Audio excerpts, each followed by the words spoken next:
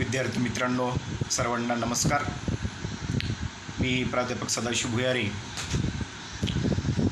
अर्थशास्त्र विभाग प्रमुख, शंकरराव चव्हाण महाविद्यालय अर्धापूर.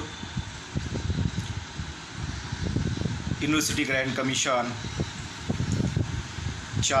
वेळोवेळी दिलेल्या निर्देशानुसार आणि स्वामी रामानंद तीर्थ मराठवाडा विद्यापीठाने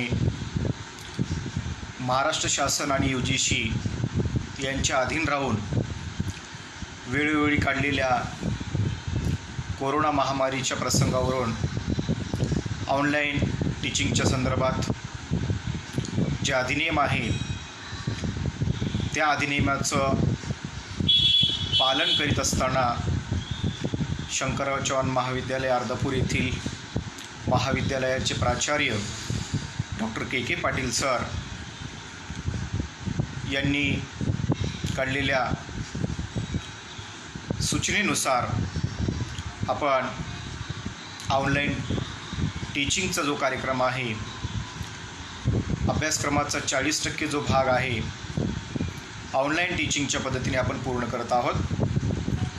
स्थूल अर्थशास्त्र BA द्वितीय वर्ष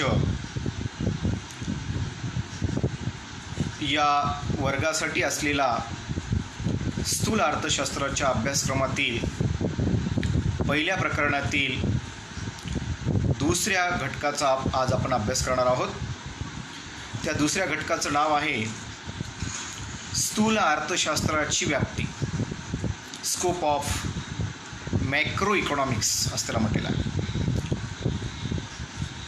व्याप्ती म्हणजे कोणत्याही विषयाची किंवा त्या विषयातील विशिष्ट शाखेची सीमारेषा कुठपर्यंत आहे, त्याचा अभ्यास विषय कुठपर्यंत आहे, त्यात नेमकं कोणकोणत्या बाबींचा समावेश होतो, या सर्व घटकांचा अभ्यास अतिशय सूक्ष्म पद्धतीने ज्यात केला जातो त्याला आपण व्याप्ती असं देखील म्हणतो. स्थूल अर्थशास्त्राची व्याख्या आपण पाहिलेली आहे. स्थूल अर्थशास्त्राचं स्वरूप आपण पाहिलेलं आहे आणि त्यावरून स्थूल अर्थशास्त्र म्हणजे मोठ्यातील मोठा घटक, जसे की एकूण रोजगार पातळी, एकूण गुंतवणूक पातळी, एकूण राष्ट्रीय उत्पन्न पातळी, एकूण मागणी, या सर्व घटकांचा अभ्यास ज्या अर्थशास्त्रातील ज्या भागामध्ये केला जातो त्याला स्थूल अर्थशास्त्र असं म्हणावं. हे आपण अगोदरच्या लेक्चर्समध्ये पाहिलेलं आहे, स्वरूपही आपण पाहिलेलं आहे. आता आपण पुढच्या टप्प्याकडे वळूया. स्थूल अर्थशास्त्राची व्याप्ती. व्याप्तीमध्ये प्रामुख्याने 3 घटकांचा समावेश होतो. त्यामध्ये अभ्यासाच्या सोयीसाठी अ, ब आणि क असे 3 घटक केलेले आहेत. अ मध्ये आहे स्थूल आर्थिक घटक, ब मध्ये आहे स्थूल आर्थिक सिद्धांत आणि क मध्ये आहे स्थूल आर्थिक धोरण. आपण पहिल्यांदा अ घटकामध्ये कोणकोणत्या अभ्यास विषयाचा समावेश होतो हे आपण समजून घेण्याचा प्रयत्न करूया. अ मध्ये स्थूल आर्थिक घटक, मॅक्रो इकॉनॉमिक फॅक्टर्स असलेला घटक. आता या फॅक्टर्समध्ये घटकामध्ये साधारणपणे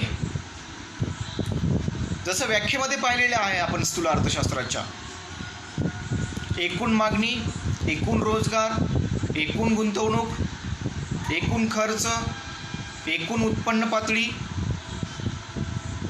या चलांचा परस्परांशी असलेला जो काही संबंध आहे, त्यांचे जे काही रिलेशन आहेत, या सर्व बाबींचा अभ्यास आपणास या स्थूल आर्थिक घटकामध्ये करायचा आहे. यामध्ये विशेषतः एकूण उत्पन्न पातळी आणि एकूण रोजगार पातळी ही कशी निश्चित होईल? आता एकूण उत्पन्न पातळी आणि एकूण रोजगार पातळी ही कशी निश्चित होईल? आपण यापूर्वी सूक्ष्म अर्थशास्त्रामध्ये व्यक्तिगत उत्पन्न पातळीचा अभ्यास केलेला होता. आता आपण साधारण आपल्या कुटुंबाचं उदाहरण घेऊया. आपल्या घरातील आपली आई, आपले वडील, आपले भाऊ, जे कोणी तुमच्या घरातील काम करणारी व्यक्ती आहे, कमवती व्यक्ती आहे, ती व्यक्ती जेव्हा कमवते, श्रम करते आणि त्यानंतर ते श्रम केल्यानंतर जो काही त्या श्रमाचा मोबदला मिळतो, वेतन मिळते, व्यावसायिक असतील तर नफा मिळतो आणि मग या वेतनाच्या साहाय्याने आपण कुटुंबातील सर्व जे काही धान्य आहे, ज्वारी, बाजरी, डाळी, इतर जे काही घरगुती वस्तू आहेत, उपभोग्य वस्तू आहेत, त्या आम्ही खरेदी करतो आपल्या कुटुंबासाठी. आणि म्हणून ते व्यक्तिगत उत्पन्न आहे, एका व्यक्तीचं, एका कुटुंबाचं उत्पन्न. इथे मात्र स्थूल आर्थिक घटकामध्ये देशातील लोकांच्या उत्पन्न पातळीचा अभ्यास करावा लागतो. संपूर्ण भारतातील लोकांच्या उत्पन्न पातळीचा अभ्यास, संपूर्ण भारतातील लोकांच्या रोजगार पातळीचा अभ्यास. भारतात किती लोक बेरोजगार आहेत, किती लोकांना रोजगार आहे, रोजगार असेल तर कायम रोजगार आहे का, किंवा केवळ दैनंदिन रोजगार त्यांना मिळतो का, किंवा दरमहा त्यांचं उत्पन्न आहे का, किंवा वार्षिक उत्पन्न आहे का. म्हणजे काही कामगारांना दररोज वेतन मिळतं, काही कामगारांना आठवड्याला वेतन मिळतं आणि काही कामगारांना दरमहा वेतन मिळतं. आणि काही कामगार शेती क्षेत्रामध्ये अशा प्रकारचे आहेत, ॲग्रिकल्चरमध्ये. त्यांना शेतकरी विशिष्ट वर्षभरासाठी एक पॅकेज देतो. अगोदर त्यांचं वर्षभरासाठी किती, त्याला ग्रामीण भाषेमध्ये सालगडी असं म्हणतात, आणि सालभरासाठी, साल म्हणजे वर्षभरासाठी किती रक्कम त्याला दिली जाते, त्याचा पगार किती ठरवला जातो, हे अगोदरच निश्चित केलं जातं. तसं इंडस्ट्रीमध्ये सुद्धा सालगड्याची प्रथा आता सुरू झालेली आहे. खाजगीकरणामुळे आता काय झालेलं आहे, वर्षभराचं पॅकेज कंपन्या देतात. सुधारित प्रकार, वर्षभर त्या कंपनीची बांधील राहायचं, वर्षभर त्या कंपनीचं काम करायचं. आणि म्हणून स्थूल आर्थिक घटकामध्ये एकूण उत्पन्न आणि एकूण रोजगार पातळी ही कशी निश्चित होते याचा अभ्यास या ठिकाणी केला जातो. नंबर 2, पैशाची मागणी आणि पैशाचा पुरवठा यातील समतोल कसा राहील. कारण अर्थव्यवस्थेमध्ये सर्व काही व्यवहार पैशाने होत असतात. आज वस्तुविनिमयाची पद्धती अस्तित्वात नाहीये. समाज खूप प्रगल्भ झालेला आहे. जगातील सर्व अर्थव्यवस्थेचा जर आम्ही अभ्यास केला तर जगातील सर्व अर्थव्यवस्था आज चलन व्यवस्थेने आपला व्यवहार करत आहे. भलेही चलन वेगळे वेगळे असतील, जसं अमेरिकेचं डॉलर आहे, भारताचा रुपया आहे, वेगवेगळ्या राष्ट्राचं वेगवेगळं चलन आहे, तरी सुद्धा लोकांची पैशाची मागणी असते. आता लोक पैशाची मागणी का करतात? कारण लोकांना जीवनावश्यक गरजांची पूर्तता करावी लागते. आजारपण आहे, अपघात आहे, या अत्यावश्यक गोष्टीसाठी सुद्धा लोकांना पैसे जवळ बाळगावे लागतात. आणि मग पैशाची मागणी आणि पैशाची पुरवठा, पैशाचा पुरवठा सुद्धा, सप्लाय ऑफ मनी, हा पैशाचा पुरवठा देखील अर्थव्यवस्थेमध्ये किती पैशाचा पुरवठा करावा हे त्या त्या राष्ट्रातील सरकार आणि त्या त्या राष्ट्रातील केंद्रीय बँक निश्चित करत असते. आणि म्हणून याच्यामधला समतोल कसा राहील याचाही अभ्यास या स्थूल आर्थिक घटकामध्ये करावा लागतो. उत्पन्न पातळी आणि उत्पन्नाची वाटणी योग्य प्रकारे होते काय? कारण अर्थव्यवस्थेमध्ये उत्पन्नाचं जर विषम वाटप झालं असेल तर अशा वेळी उपभोग पातळीमध्ये सुद्धा प्रचंड असमानता निर्माण होऊ शकते. जसं आमच्या देशामध्ये आहे, भारतामध्ये टाटा, बिर्ला, अंबानी, किर्लोस्कर, अदानी, अमिताभ बच्चन, सचिन तेंडुलकर, जे काय सुपरस्टार आहेत, माधुरी दीक्षित, हेमा मालिनी, ऐश्वर्या राय, या सर्व सुपरस्टार उद्योजक यांच्याकडे अब्ज रुपयाचा उत्पन्नाचं साधन आहे. परंतु नांदेडसारख्या ग्रामीण भागामधल्या शेतकरी, शेतमजूर, अल्पभूधारक, सीमांत शेतकरी, छोटा कारागीर, भूमिहीन शेतमजूर यांची अवस्था जर आम्ही पाहिली, अमिताभ बच्चनच्या आणि अर्धापूर येथील एका शेतमजुराच्या, भूमिहीन शेतमजुराच्या उत्पन्नामध्ये जमीन आसमानचा फरक आहे. अशा प्रकारचं असमान वाटप का झालेलं आहे, याला कोणते घटक जबाबदार आहेत? तर या घटकांचा सुद्धा अभ्यास आपल्याला या ठिकाणी करावा लागतो. आणि म्हणून स्थूल आर्थिक घटक, मॅक्रो इकॉनॉमिक फॅक्टर्स, व्हेरिएबल्स हे अतिशय महत्त्वाचे आहेत. त्याचा अभ्यास या स्थूल अर्थशास्त्रामध्ये करावा लागतो, म्हणून तो व्याप्तीचा एक घटक आहे. आता आपण पाहिलं, कडे जाऊया. स्थूल आर्थिक सिद्धांत. कारण कुठल्याही सामाजिक शास्त्राला विशिष्ट प्रकारचे सिद्धांत असतात, त्या सिद्धांतानुसारच आम्हाला अभ्यास करावा लागतो.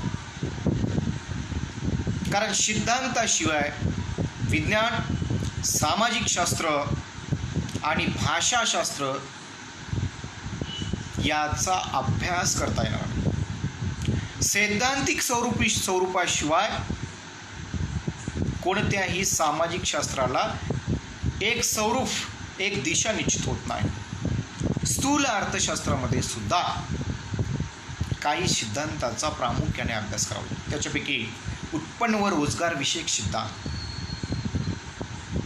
यामध्ये विशेषतः उत्पन्न कसं मिळवायचं, उत्पन्न का मिळवायचं, उत्पन्न कशासाठी मिळवायचं आणि रोजगाराची मनुष्याला आवश्यकता आहे का, अर्थव्यवस्थेमध्ये रोजगाराचं महत्त्व काय, या संदर्भात अर्थशास्त्रामध्ये अनेक सिद्धांत प्रचलित आहेत.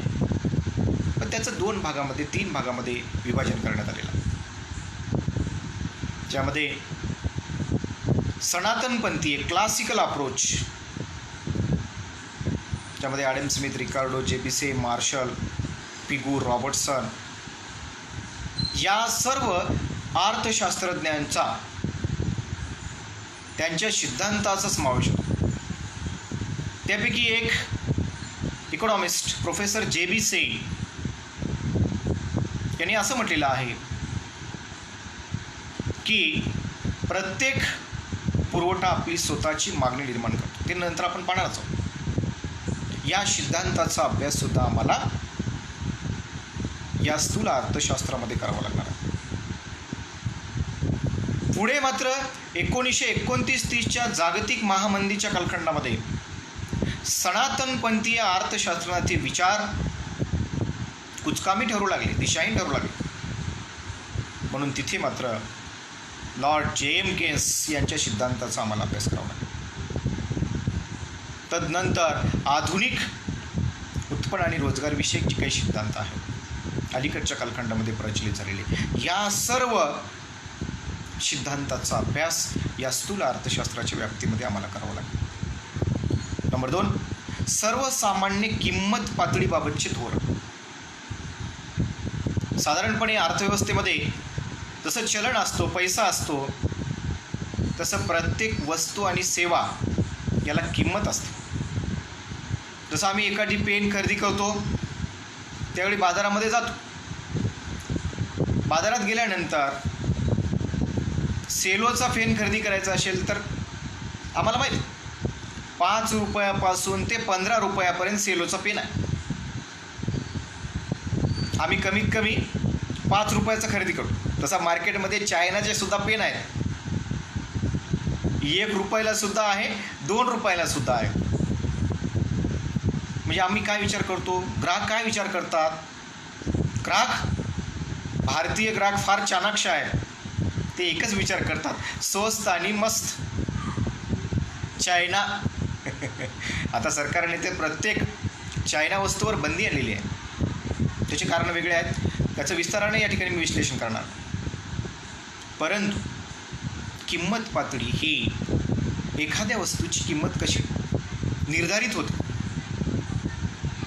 पेनची किंमत 5 रुपये का, 10 रुपये का? नोटबुकची किंमत 20 रुपयेच का? याच्या संदर्भात ती किंमत कशी डिसाईड होते. किंमत निर्धारणाच्या सिद्धांताचा जो काही अभ्यास आहे, सर्वसामान्य एखाद्या वस्तूच्या बाबतीत किंमत कशी निर्धारित होते ते आम्ही मायक्रो इकॉनॉमिक ॲनालिसिसमध्ये पाहिलेलं आहे, सूक्ष्म अर्थशास्त्रामध्ये अभ्यास केला. आता आम्हाला मॅक्रो इकॉनॉमिक ॲनालिसिस, समग्र किंमत पातळीचा अभ्यास करावा लागणार आहे. त्या समग्र किंमत पातळीचा अभ्यास मात्र किमतीचे वेगवेगळे जे काही सिद्धांत आहेत त्या सर्व सिद्धांत. विकास हा शब्द अलीकडच्या 7 वर्षाच्या कालखंडामध्ये जास्तीचा प्रचलित झालेला आहे. जसं केंद्रामध्ये भारतीय जनता पार्टी प्रणित राष्ट्रीय लोकशाही आघाडीचं सरकार आलं.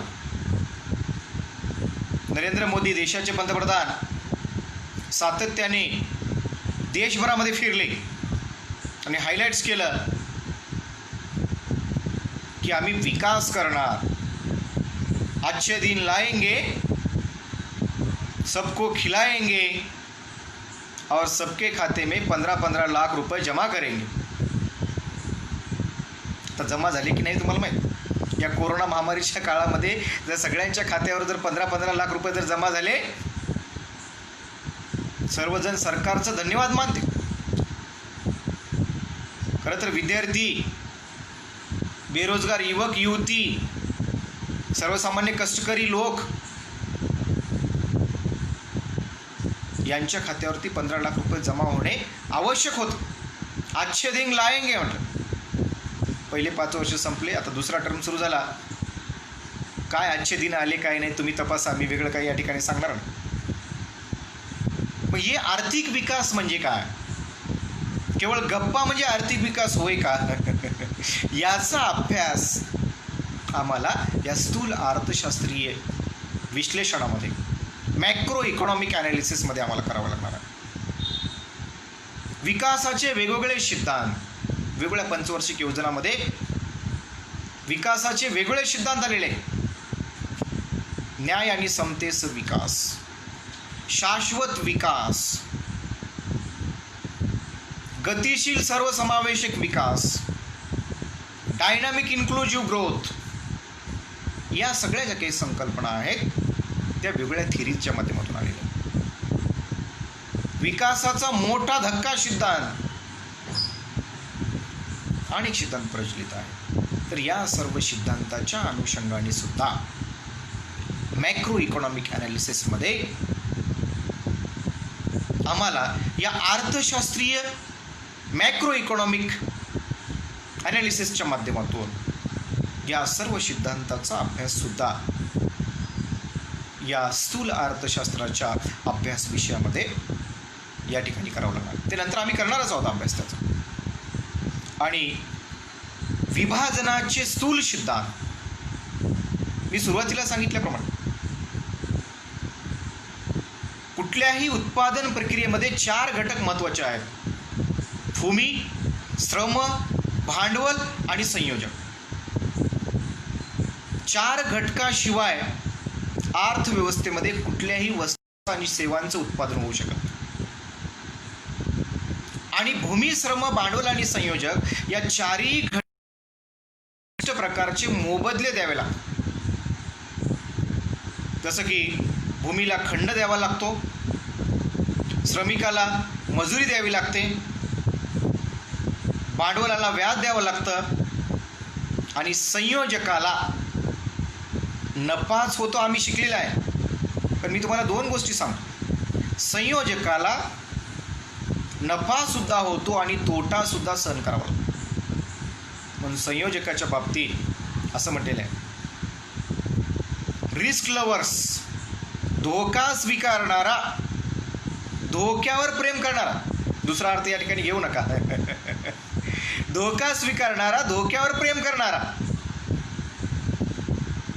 प्रेमी हा धोका स्वीकारणाराच असतो, नफ्यावर प्रेम असतं. इथे मात्र संयोजकाचं काय असतं? नफ्यावरती प्रेम असतं. आणि म्हणून भूमी मालकाला किती खंड द्यावा, श्रमिकाला किती वेतन द्यावं समग्र पद्धतीने, भांडवलाला किती व्याज द्यावं आणि संयोजकाने सुद्धा किती नफा घ्यावा, तोटा झाला तरी तोटासुद्धा कसा सहन करावा, या सर्व अर्थशास्त्रीय सिद्धांताचा अभ्यास जो आहे तो मात्र मॅक्रो इकॉनॉमिक ॲनालिसिस स्थूल अर्थशास्त्रामध्ये केला जातो. आणि शेवटच्या भागामध्ये जे क आहे अभ्यास विषयाचा 3रा भाग जो आहे, व्याप्तीचा जो 3रा भाग आहे तो म्हणजे स्थूल आर्थिक धोरण, मॅक्रो इकॉनॉमिक पॉलिसी त्याला म्हटलं. पॉलिसी हा घटक अतिशय महत्त्वाचा आहे. जसं की स्थूल आर्थिक घटक आहेत, मॅक्रो इकॉनॉमिक फॅक्टर्स आणि मॅक्रो इकॉनॉमिक थिअरीज, आणि या दोन्हीची अंमलबजावणी करण्याचं काम, पॉलिसी निश्चित करण्याचं जे काही काम आहे ते मात्र अतिशय महत्त्वाचं असतं. म्हणून policy making is very important of macro economic analysis. अतिशय महत्त्वाचं आहे. यामध्ये 3 घटकांचा समावेश होतो. चलनविषयक धोरण, चलनविषयक. आता पैसा, बऱ्याच वेळेस आपल्याला असं वाटतं आमच्याकडे भारताची रिझर्व्ह बँक आहे, मग आम्हाला काय कमी आहे? सरकार 10 रुपयाच्या, 5 रुपयाच्या, 20 रुपयाच्या नोटा का छापतं? छापाना 5,000च्या नोटा, कुणालाच पैसा कमी पडणार नाही. 2,000च्या नोटा छापा आणि लोकांपर्यंत ते पोहोचल्या पाहिजेत. तुम्हाला असं वाटू शकतं, तुम्हाला विद्यार्थ्यांना असं वाटू शकतं, जर मी भारताच्या रिझर्व्ह बँकेचा जर गव्हर्नर झालो, मी म्हणजे तुम्ही, तर मी रातोरात 2,000च्या नोटा छापेन आणि सर्व विद्यार्थ्यांना आणि देशातील लोकांना वाटेन, कुणालाच पैसा कमी पडून देणार. हे असं शक्य नाही. आपल्या मनामध्ये निर्माण होऊ शकतो. अशी स्वप्नही तुम्हाला पडू शकतात कदाचित. मला माहिती आहे तुम्हाला असले स्वप्न पडत नाहीत. तुम्हाला जरा वेगळे स्वप्न पडतात. पडू द्या, काही अडचण नाही. परंतु तुम्ही जसा विचार करता तशा प्रकारचे स्वप्नसुद्धा तुम्हाला पडतात. चलनविषयक धोरणामध्ये मात्र सरकारला, जसं की भारत सरकार आहे, अमेरिकन सरकार आहे, ब्रिटन सरकार आहे, या सर्व सरकारांना प्रत्येक राष्ट्रामध्ये एक मध्यवर्ती बँक आहे, सेंट्रल बँक. भारतामध्ये सेंट्रल बँक ऑफ इंडियाचं नाव आहे रिझर्व्ह बँक ऑफ इंडिया. भारताची रिझर्व्ह बँक जी चलनविषयक धोरण आखत असते. अर्थव्यवस्थेमध्ये पैशाची टंचाई जर निर्माण झाली असेल तर अशा वेळी अर्थव्यवस्थेमध्ये नवीन नोटा छापल्या जातात, नवीन चलन निर्माण केलं जातं. त्याच्या वेगवेगळ्या अटी आहेत. या सगळ्या गोष्टीचा अभ्यास, नवीन चलन कधी निर्माण करावं, कसं निर्माण करावं, का निर्माण करावं, किती निर्माण करावं, चलन निर्मितीनंतर अर्थव्यवस्थेमध्ये किती पैसा येईल, पैशाचा गुणक काय आहे. जर पैसा गुणक अर्थव्यवस्थेमध्ये 4 असेल, 1000 रुपयाची नोट जर समजा एक नोट भारताच्या रिझर्व्ह बँकेनं छापली असेल, 1000 रुपयाची नोट, पैशाचा गुणक जर 5 असेल, 5000 रुपयाचं काम करत असतं. आणि म्हणून अशा वेळी, अशा प्रसंगी किती चलन छापलं पाहिजे, पैशाचा गुणक काय आहे, भाववाढीचा दर काय आहे, लोकांच्या राहणीमानाची पातळी काय आहे, या सर्व घटकांचा अभ्यास या स्थूल अर्थशास्त्रामध्ये केला जातो. नंबर 2, राजकोषीय धोरण, फिस्कल पॉलिसी, याला वित्तीय धोरण असतं.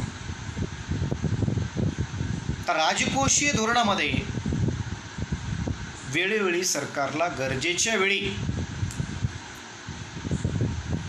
आवश्यकतेनुसार कर्जाची उभारणी करावी लागते. सरकार देशांतर्गत मार्गाने सुद्धा कर्ज उभारतं आणि गरज पडल्यास विदेशातून सुद्धा कर्ज घेतं.